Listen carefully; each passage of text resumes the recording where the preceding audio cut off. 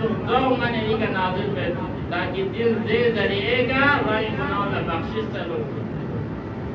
دی ماہ رمضان انہی استغفار انہی ذریعے گا رائی کوتاہی لدسنا بخشش سلو جوانا تخلا خداوند متعال دی سال پیانو ماہ شعبان تو ماہ رجب تو دون دسنا دی بندونی کا نازل بید تاکہ خدای فرمان چو دے کوتاہید نہ دے گناہ دسنا انسان لسم سے رنج دسنا کی خدا نے بخشش چلو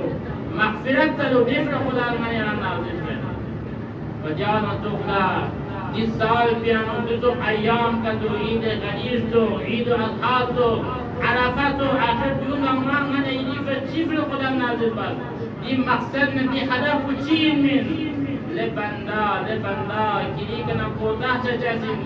کلی کنا گناہ دن چاسین کلی کنا مختلف زسنا خدا نا اہل بیت مرن فیوت پیتا دن چاسین دون دن زسنا دل امور گما دیفر یلی کا نازل بسین تاکہ یہ زسنا رائن گناہ چیز کو مغفرت کو رائن گناہ بخشش کو یعنی قبول فرض آمدہ شو یعنی عاقبت کو خیر شو دیفر خداوند متعالی یقول تمام دستور الاسلام من ایلی کسکر بچه